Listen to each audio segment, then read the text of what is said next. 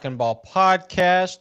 It is just Ethan and I tonight. Grant is he's not able to join us tonight because he's on a date. We don't know his name. He wouldn't tell us, but that's where he is. He's not here to defend himself. We'll see if he hears it or listens back and find out if he hears what that's what we said, why he's not here. That's not actually the reason, because that's a pretty good joke though to start off the show, is Grant on a date. But yeah, not many people would believe it probably. No, but true. It is Ethan and I holding down the fort. We are currently, as of today, 1 month away from his wedding, which will be a good time. I actually just adjusted my flight over the weekend so I could stay back and smash a breakfast buffet at a casino to the day after the wedding. But 1 week away, and before the show, Ethan was filling us in. We were filling in on our busy upcoming schedules, which it's going to get here real fast because Ethan's got a wedding this weekend.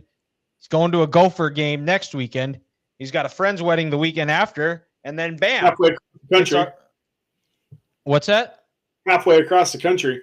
Yeah, halfway across the country. And then you get like a week off the week before the wedding? Yep. Okay, and then all of a sudden it's wedding week. It's here. So yep. Which also means that'll be it's crazy because we football season by that time will be in the quarterfinals.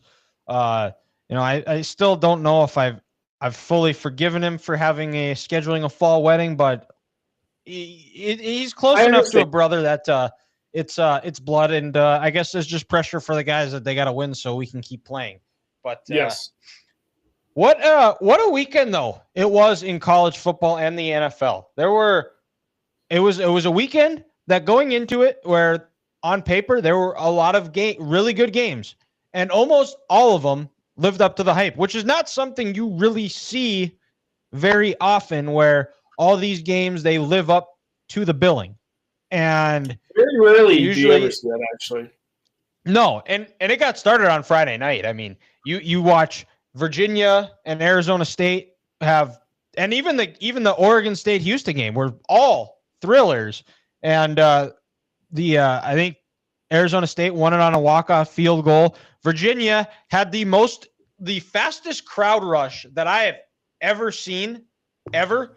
Like where that ball hit the turf and it was a mass of humans. I don't know if that receiver from Florida State is still alive. Me and Grant were watching that live, and we were about like, holy cow, that was literally the greatest field storm, courts, anything. That was the best. Oh, absolutely. It was. I don't think I've ever seen anything like that. It was simultaneous. Picked it off, gone. Yep. And then to start off Saturday, Illinois beat USC after getting drubbed by a lot. Ole Miss beat LSU. Texas A&M won a slugfest defensive battle against Auburn. Indiana pulled one out against Iowa.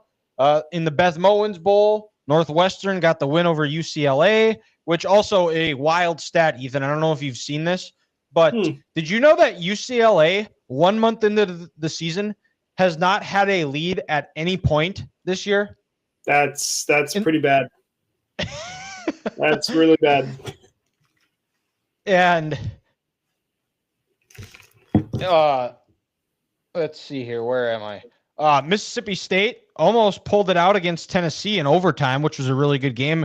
A lot of Mississippi State fans are referring to it as a good loss. Oregon made Penn State see the white light, and the two longest home win streaks came to an end when Ohio State beat Washington, and Alabama went into Georgia and went in between the hedges and got a win over Georgia, ending their long home win streak here. So we got quite a bit to talk about in college football when we get to it. And then in the NFL, another good Sunday. Games that started on Thursday where the Seahawks pulled out a thriller over the Cardinals. The Steelers might be for real. And the way the AFC North is right now, the state of that division with the Browns, benching Joe Flacco for Dylan Gabriel. Lamar Jackson's going to be out for a couple of weeks, and also the Ravens are currently 1-3.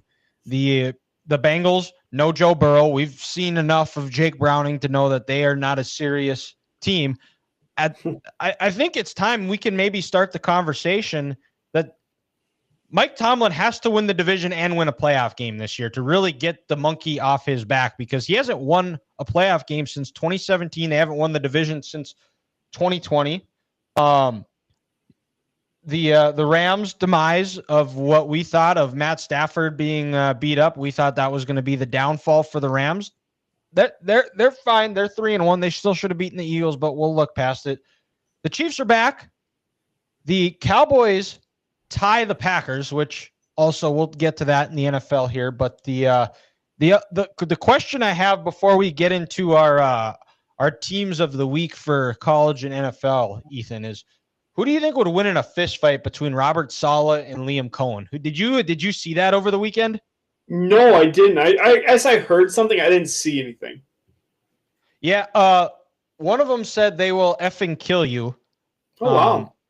Yeah, it was in the handshake line because it was had something to do with Liam Cohen stealing the defensive signs for Robert Saleh. Yes, that is a real thing. That was kind of the basis of it from what I understood. I didn't fully dive all the way into it, but that is what I understood here as I try to I'm trying to share the show on Facebook and on Facebook and Twitter here, so we appreciate everybody who is tuning in right now. But the Ethan, we'll start with you. Your college football team of the week. Who is it? It's got to be Alabama. I was going to go Oregon. I kind of expected them to win that. I definitely did not expect Alabama to go into Georgia and win, especially after Georgia just hung up a pretty big number on Tennessee on the road. I mean, also Alabama outside of they didn't look great versus Florida State. They looked good versus Wisconsin, but I think anyone looks good versus Wisconsin at this point. Hopefully Michigan does this week. Yeah, that's true. But no, I definitely did not expect them to go in there and win. And it wasn't convincing by any means, but it never really felt like they were going to lose either. No, it was. I mean, if you want to talk about the most improved team from week one, it has to be Alabama just by the way that they've played. I mean, there was effort. Guys were flying around. They looked like they were having fun. They looked like the Bama of old. And there's something with Georgia where with Kirby Smart that when he faces Alabama, outside of 3 first-round receivers' knees blowing up, that's Kirby's only win against Alabama. And, I mean, I think anybody that goes back to that 21 season, I think anyone is going to say that if just one of those receivers is healthy for that national championship game, Alabama wins. But, I mean, look at Ty Simpson, just tremendous receiver, just finding guys, getting the ball out on time, getting the ball out in rhythm. Ryan Grubb seems to be working his magic. They got rid of Nick Sheridan this year or from last year and brought in Ryan Grubb back with DeBoer, and they look like a much more cohesive unit. The defense was flying around. They looked like the more disciplined team, which in these losses, that's really where you saw Alabama fall off. Like you go back to the Vanderbilt, you go back to the Oklahoma, you go back to the Michigan game or in Tennessee. I mean, they were undisciplined. They weren't doing their job, and it bit them in the ass. But it was a tremendous game. I remember talking to our good friend Hayden, who is our resident Alabama fan, and he said after week one, I'm not even going to watch this game. I was like, oh, they're gonna regroup, they're gonna be fine. And he did thank me for giving him a reason to believe in the Tide after week one, because they look like a completely different team and they look like a competitor in the SEC. Yeah.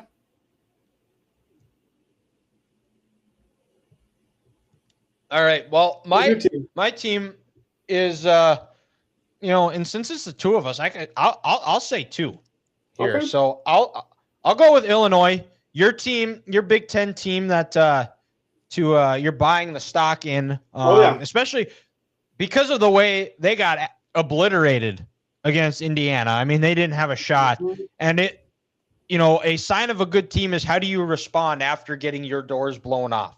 I said last week I kind of lit their O-line up because Indiana made them look like a bunch of freshmen. They played tremendously well, and realistically, the game shouldn't have been as close as it was because they had 2 fumbles at the goal line. Yeah, but that's kind of been their thing all year is turnovers. Yeah. I mean, you look at the Duke game too. Even if they don't create the 5 turnovers, that game is a lot tighter than what that score was. But to battle back and lose the lead after being up by multiple scores, multiple different times, and still find a way against a good offensive unit and a defense that's better. This is kind of that point in the season, though, Ethan, is where you see USC. We've seen them get off to this hot start, and then they just kind of peter off towards the end of the year. Is that possibly what we see with them? We're going to find out. They got a big one next week against Michigan.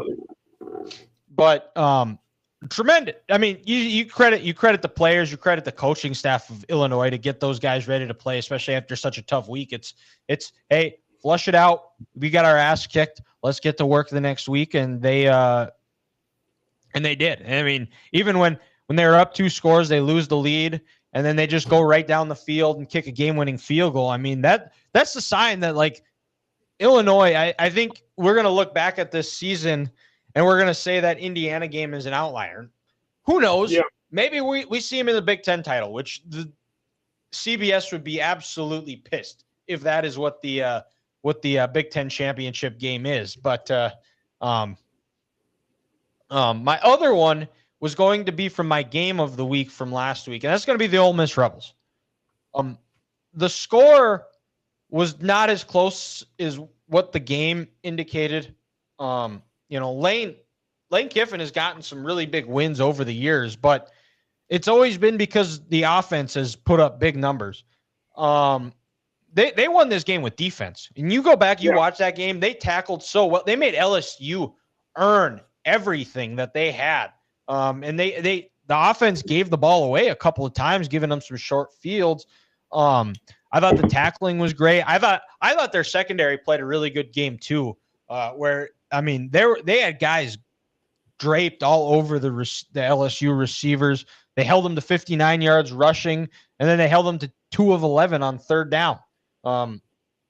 Talent-wise, this team is not as talented as last year's team, because I think a lot of people had last year's team as a playoff team. I think myself included. But there's something about this team, though. It seems like they just seem like a more cohesive unit. They play more together, especially on the defensive side of the ball. And last week was credit to them. But I still think the jury is still out. I still want to keep an eye on them, just because how do they handle success? Because they've had these big wins in the past, and then next week they'll come out, or the week before they play a big game, they'll go out and lay an egg. You look at their losses last year against Florida, Kentucky. Florida and Kentucky were just puzzling losses that they had no business losing to, and they still did. So can they sustain it? We're going to find out. I think, Lane Kiffin, he just had a documentary out. I've always been a bit of a Lane Kiffin stan. I think he's gotten some raw deals, especially you go back to the Raiders. I mean, at the end of Al Davis's life, I mean, there was nothing that it wasn't going to work. If you were the head coach at that point, the Raiders would have been better off being coached by Al Davis, because that was the only one who was making the decision. Then at USC, he had to deal with all the sanctions, and then to go get fired on the tarmac, especially where they were finally starting to get those scholarships back and trying to start to build something. And you'd look at what USC has done since they fired him.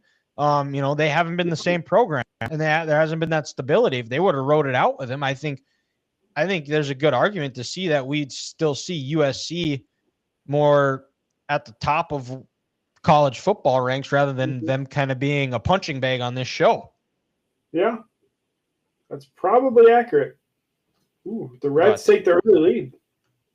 Ooh, 2-0. Let's go down to the NFL, Ethan. And what is your who's your NFL team of the week? I'm gonna go with the Chiefs. I thought that was a really good bounce back game for them. I know the Ravens are missing after that game. I think it's now up to 7 defensive starters that didn't practice today or have been ruled out for the rest of the year, or at least a specific amount of time. But that was the best Mahomes has looked all year. Just in general, that's the best the offense has looked. They even ran the ball a little bit more efficiently. Their defense line looked really good. Yeah, like their defense is really what stood out. Like, I know they said Lamar hurt his hamstring in the third quarter. He hasn't really looked like himself since about halfway through that Detroit game. So I'm wondering if he tweaked it even prior to that, because how many times he would have usually scrambled out of the pocket and then he's gotten sacked like 4 or 5 times. Like that doesn't happen with Lamar. So whether that just was kind of like the needle that broke or the haste, whatever that saying is, I don't know. But the straw that broke the camel's back. That's it. Yes. God, that's hard to say. I definitely think there was something leading up to it, but they were fantastic. They held him in the pocket. They sacked him. I think it was either 3 or 4 times. Just an overall really, really good win for the Chiefs. And I mean, they're 2 weeks away from getting back like a top 10 receiver in the NFL. Like, people wrote them off. That was stupid. Yeah, I've learned. I think we talked about it when we did the AFC West. Well, no, I was the only one that did the AFC. That was when I did a solo show. Oh. But that and I said it then. It was like, until somebody beats the Chiefs in the West, I think you have to put them. You have to put them there at the top. And yeah, they're rolling now, and they're gonna reel off some wins. The Chargers are beat up. The Raiders are the Raiders. The Broncos, they got a win, but it was against the Bengals. They got another tough test against the Eagles this week. But so, I mean, just in the blink of an eye, suddenly the Chiefs are now back, just one game back of the lead in the AFC West.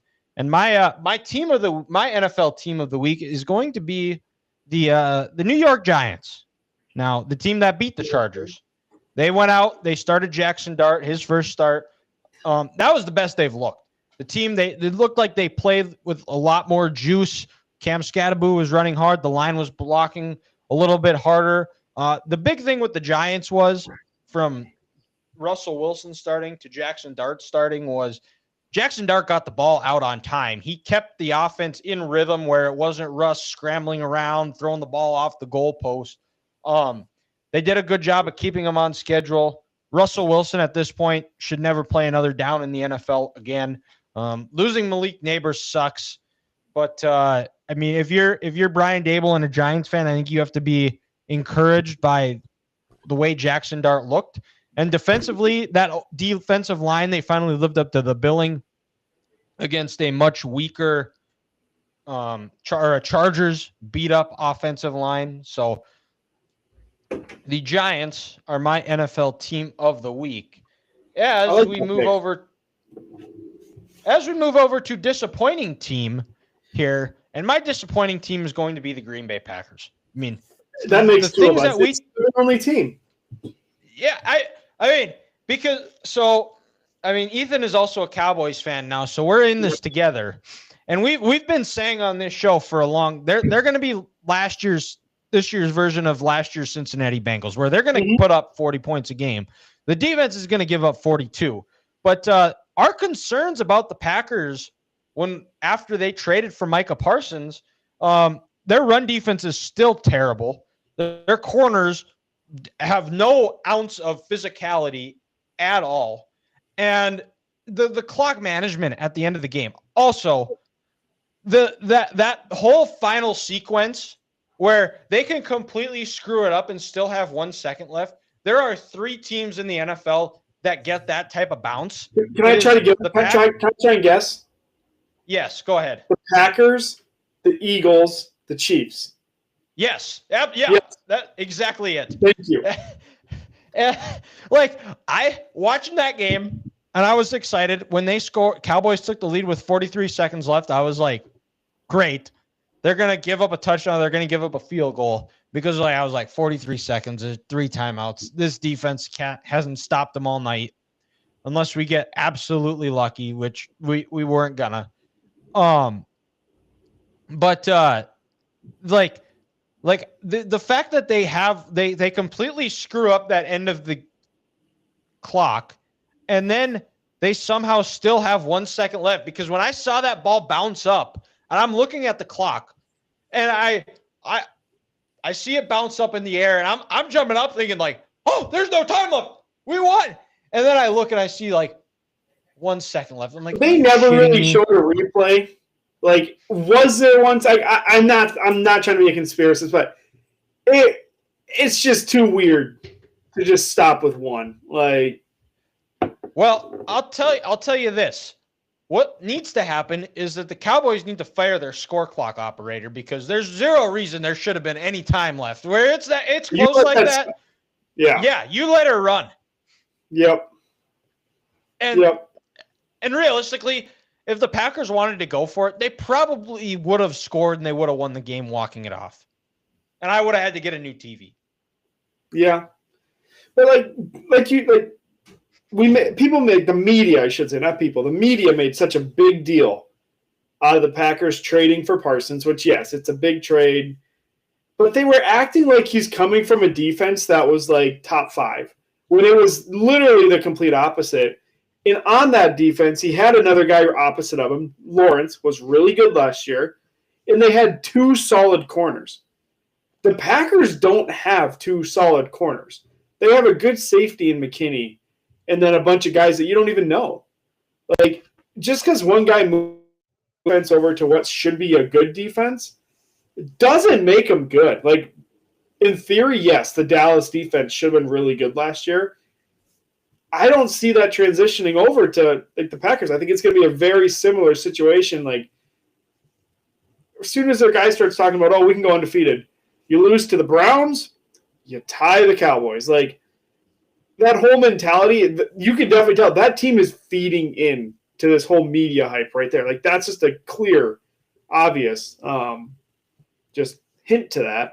But yeah, it's just, we talked them up way too much. And now they're coming back down to earth. Like, those first 2 weeks are great. The Lions, if they played them again, they get their absolute ass kicked. Their OC's running it now. Their defense is playing better. Like, they probably beat the Packers by 2 touchdowns if they play next week. Yeah, it was breaking a new coordinator. There was a lot of juice, a lot of hype. Now that hype has kind of worn off. Yeah, and the other part is Rashawn Gary is he's a solid pass rusher in the NFL. He's a lot more of a factor in the run game, and he isn't the pass rusher that DeMarcus Lawrence is. No, he's not a good run stopper as Kenny Clark. Like, that's probably why the Cowboys went with Kenny. And maybe if the Packers still had Kenny Clark in the middle and Rashawn Gary and Micah Parsons, we're probably having a different conversation, and all that hype that the media made it out to be is probably there, but they don't have that. And I mean, the Cowboys O-line, who also was missing 2 starters. 2 starters, yep. Held their own and did a really good job. I mean, the 1 sack that Micah Parsons got, I mean, that got back to the line of scrimmage. I don't know how you can call it a sack, sure, whatever. But I mean, realistically, like, he had a quiet game. I think you saw him go to the tent. I mean, you can kind of see where he's not fully into game shape, because there were a lot of situations where he should have been out there, but he's not in good enough game shape yet to where he can play every down. You mentioned you were missing 2 offensive linemen. You were missing a top 2-3 wide receiver in the freaking NFL. Like, that's a big deal. Like, Pickens, and Miles Sanders got hurt. Yeah, and also, Pickens is a good player, but like, he's not anywhere near the level of CeeDee Lamb. So like, For him to put up 130 and 2 TDs, like what in the world would a CeeDee Lamb would have done to it? Just would have been disgusting. Well, the one drive that the Cowboys didn't score in the second half, maybe they get a field goal and they win. So right. Also the Packers special teams is terrible. Oh, that's so bad. The move Golden did. Like there was no one even around. Like I don't even know why he spun. Oh, that's hilarious. But our good dumping on the Packers session here. Let's go. Let's stay in the NFL here. Our week 5 game of the week. Which one you got for us? I'm it's going out west. I guess both of my games I have on here are going out west, but I'm going Bucks Seahawks. That's a good one. A lot of question marks for the Bucks right now offensively. Bucky Irving's in a boot. He's on crutches, not moving, not doing much. Mayfield didn't practice today. I don't know how serious that one is. It's definitely not as serious as the Bucky Irving, but no, that offense is coming around. They're starting to run the ball better. Godwin, I know people said they were going to ease him in. He had 10 targets, and he was like 3rd most air yards in the NFL. Like, he's going to be just fine. He looked okay. Like, he looked good. And then obviously you have Ibuka. But the Seattle defense dude. My God, they were disgusting versus Arizona. Like, that game never should have been as close as it was. But they can stop the run. Like, they are nasty up front. They are very fun to watch. And honestly, if there was a third team, Seahawks for sure. That'd be who my third team is. Yeah, I think it's one of them games that when you look at it, you can highlight as a potential seeding game, because as it is right now, both teams I think are going to be in the playoffs. Yes. I think Seattle is good enough to win the NFC West. Can they get past the Rams? I'm not sure yet. But that also could be a wild card weekend matchup as well. Mm-hmm. Yeah, the NFC West, man. If 49ers could stay healthy, they'd have a chance. But good God, do you see how many people are out tomorrow for them? And the poor Christian McCaffrey, he might get 30 targets. Yeah, well, he's got 10 days off to recover. Well, you know what's crazy? If he was just a wide receiver, not even counting running back, he'd be a top 10 fantasy wide receiver. Just counting receptions. I could believe that. He had 15 targets like twice already. Jeez. You know what's also crazy is I'm 3-1 in our dynasty league. I know, we play this week. Oh, we do. I'm just looking at that.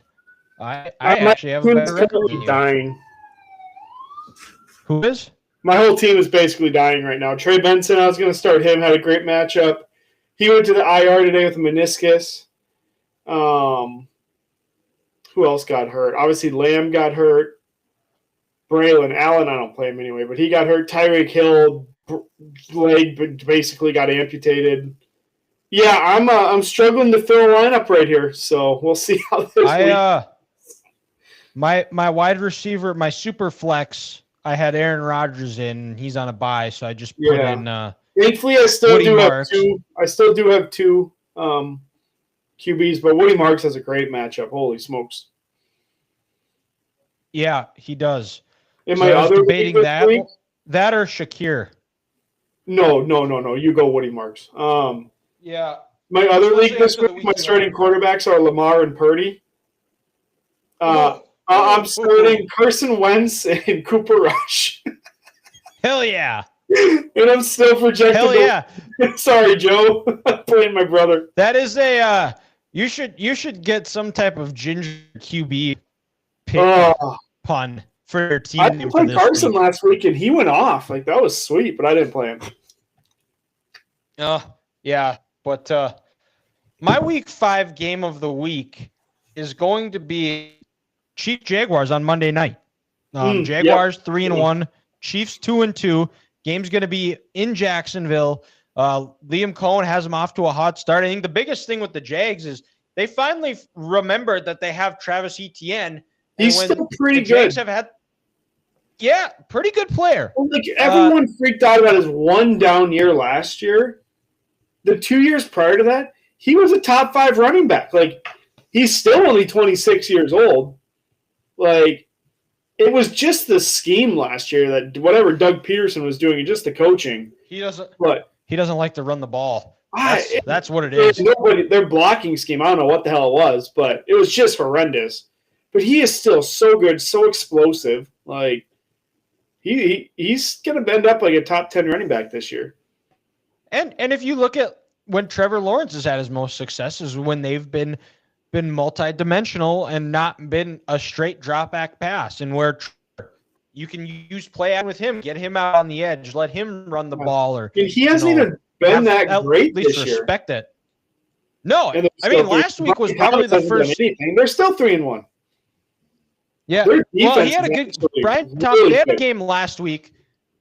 They were a candidate for my team of the week. Yep. But on the road, I mean, would that be 3 time zones? Across 3 time zones, cross country. Yeah, that's a big win against a solid 40, albeit beat up, but going into Levi's Stadium, that's a tough place to play, especially when they are good.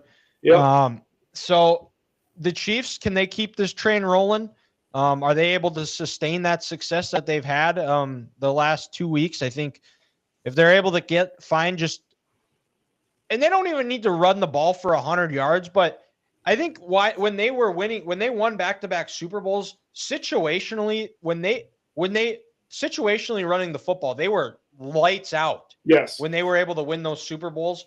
And if they're able to be good at running the ball situationally, they're going to be tough to stop here, because especially where Mahomes can't be number one runner, especially this early in the season. In the playoffs, when it's do or die, yes. But right now, where he's taking all these unnecessary hits, his body could get worn down. But very excited for this Monday night game. Finally, and hopefully it is better than the 2 that we had to suffer through last week or last Monday. I mean, the first one was okay outside of Tyreek Hill deciding to twist his leg the completely wrong way. But yeah, the Broncos, oh my God, that was horrible. I would have rather seen Tyreek Hill foot again, like, to be completely honest, and watch that game. Yeah. Let's go to the college ranks, and this is not a great weekend. There's about 2 games here. Or actually, we got to do our Beth Mullins game of the week. There's only one option for me on this. I have 3 down. I have Army, UAB, Western Michigan, UMass, or Northwestern, UL Monroe. But I think I'll go with. I think I'm going to go with Western Michigan, UMass. Western Michigan 2-3, UMass 1-3. UMass one of the worst teams in college football. I didn't even bother to look up what time that game is. Nope. Also though, we are only 2 or 3 weeks away from action where we're going to get some good Tuesday night games. Nice. Here. But Ethan, what is your Beth Mullins game of the week? I went Penn State at UCLA. Penn State coming with a disappointing loss out in California. Oh, it's going to be bad. UCLA is so bad. Like, they might be the worst Power 4 program we've seen probably for a decade. And I don't see that changing. I'm guessing it's probably like a 6 kick or something. Yeah, I'm not sure, but the first week of action is November 4th, nice. Tuesday, November 4th. So mark your calendar here. But let's go up to our games of the week for college football. Ethan, who do you got? I'm going Texas Tech, Houston. Houston's not ranked. There weren't a lot. But no, can Texas Tech keep up with this high scoring? I don't really know a whole lot about Houston. I didn't look to see who they played, but they're good. They have money. Let's just call it what it is. If you have money nowadays, you're probably going to field a pretty good roster. Willie Fritz is a damn good coach too. Yeah, could be a good game. I know Texas Tech's offense pretty explosive. I don't really know a whole lot about Houston's defense, but when 2 4-0 teams play, it's definitely one you want to circle on the calendar. That Texas Tech and their defense is a lot better than what it's been and kind of what's been their Achilles heel for a lot of years. Yep. This year they went out and spent big money in the portal, and it, as of now, is paying off. I mean, to go into Utah and get a win and big win. blow the doors off them in the fourth quarter and create the turnovers that they did. I mean, that's a sign of a pretty damn good team, if you ask me. They play Iowa State this year? Texas, I feel like they do. They do not.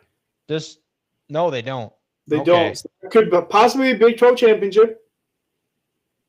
So, which right now, I mean, Texas Tech is the go away favorite for the Big 12 championship. It feels like right now that it could be Texas Tech and Arizona on a collision course to meet in Dallas. I mean, Iowa State's rolling right now, so I'm not going to count them out.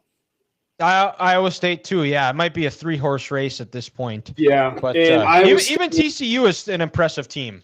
Yes, Iowa State is a pretty big 3-game stretch beginning or end of October. Home versus BYU, they're also ranked. Home versus Arizona State, and then on the road at TCU. So those 3 weeks could have massive implications for the Big 12 title. Yeah. Well, the big thing for Iowa State is they lucked out, and 2 of those 3 games are at home. Yep. But Kansas is at home. They play Colorado on the road, should be a win, and they're at Cincinnati this week. So their road slate, pretty solid draw. Yeah, I'd say. But my week 6 game of the week is potentially a revenge game. I'm going to go with Ethan's week 5 team of the week. Alabama versus Vanderbilt. I had that noted too. Revenge game for Bama. Diego Pavia has been very cocky all season and off season. He's been running his mouth. I think gone on record and said that he thinks that they're going to win a national title this year. And right now, they've played like they're 4-0. Well. They're playing really well, but they got to go into Bryant-Denny this weekend. And Alabama last year, did they learn from what happened last year where they go out, beat Georgia, and then go lay an absolute egg in Nashville? And I think they've got their eyes. I think they've got their attention on them. Like we said when we were talking about them from the week before. I mean, the most improved team since week 1. The effort is there. In this game, for me, last year Alabama could not get off the field on 3rd down. Diego Pavia got whatever he wanted, made all the plays when he had to. Can Alabama at home, and that might be the difference here, is how does Diego Pavia react to playing on the road, a fired up Bryant-Denny Stadium, who has had to listen to him talk all offseason about how they beat Alabama. I think Bama fans are tired of hearing it. If Alabama plays the way they did last week, and if it's the Bama of old, Diego Pavia would be lucky that he doesn't get carried off in a stretcher for the way he's been talking. So got my eyes on that one. Some other good, interesting ones, Virginia versus Louisville, positioning for the ACC. And then the other one in the ACC, the big one, Miami versus Florida State. This feels almost like for Florida State. I don't want to say it's a must win, but it kind of feels like it's a must win, especially after losing to Virginia. Their margin for error is very slim, especially with Georgia Tech, the way their schedule sets up. I think if Florida State loses that second conference game, it's going to be very tough for them to get back into that championship race and also that playoff push that they want. I mean, you'd be basically, I don't want to say guaranteed, but a Miami Georgia Tech ACC championship would pretty much be hard to not happen at that point. Yeah, you'd need a lot of things to go your way. But man, Miami looks good. Miami looks really good. Carson Beck looks really good. They're running the ball really well. I mean, they probably have the best O-line and D-line in the ACC, the Cristobal staple. But can Cristobal avoid the stupidity of some of his coaching decisions that have cost teams in the past? I mean, you look back to last year when they played Georgia Tech, and all they had to do is kneel the ball out. They decide to run the ball. They fumble it.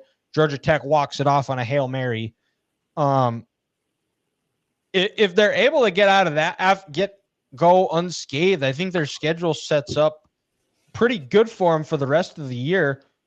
What is Miami's schedule the rest of the season?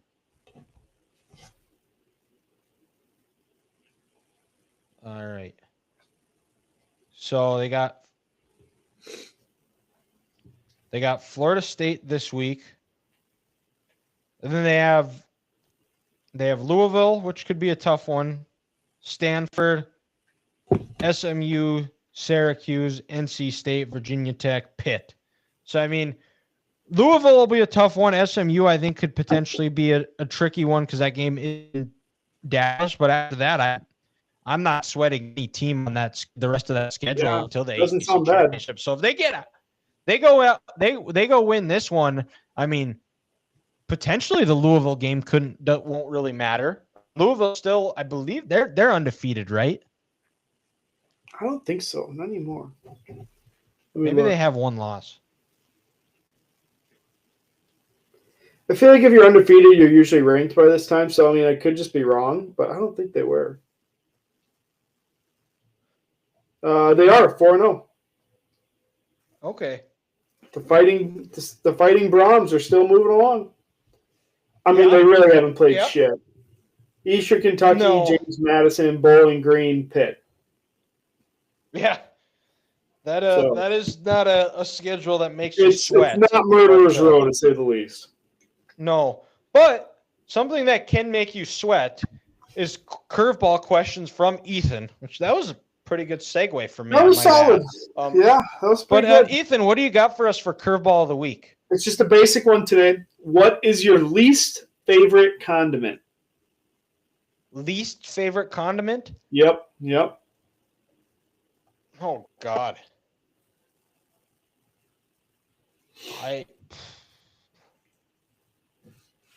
I mean, like,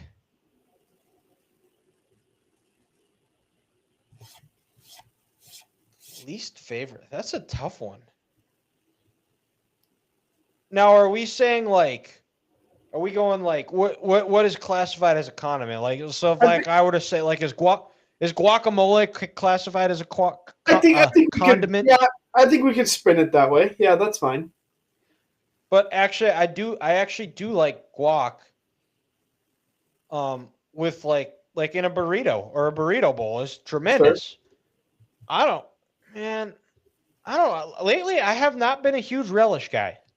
Okay. I don't know why, but big ketchup, mustard, I'm all for it. But for some reason, the last few times I've had relish on a hot dog, it just hasn't done it for me. Well, I do enjoy some sauerkraut, though. Okay. I'm always mayo. I despise it. I think it's the worst thing on the planet. Miracle Whip, but it's just horrible. That's a little bit sacrilegious, though, because your head football coach was doused in mayo. I know. It was disgusting to watch. I don't know how he did it. I would have yacked on live TV. Well, you have nothing to fear because in college football 26, I took the Gophers head coaching job. And you lost all our good players. Yeah. God dang. I was like, sweet. I've got I can work with this. But I do have is it Malachi Washington? I got him to stay. So I have that at least. But Malachi Coleman? Yeah. Wide receiver. Out of Nebraska. Yep. I got that guy. So I am very excited to see what I can do and maybe make the Gophers get them over that hump of Big Ten purgatory. But 45 minutes, that's a good episode. We got right to it here. So Made the most. It was a good quality 45 minutes, but that wraps up this week's episode. We're going to be back next week, Tuesday, with an episode, a recap preview of the week ahead. So make sure you like, subscribe. Make sure you follow us on all of our social medias, 3GTV Podcast. Thank you guys for listening, and we'll talk to you next week.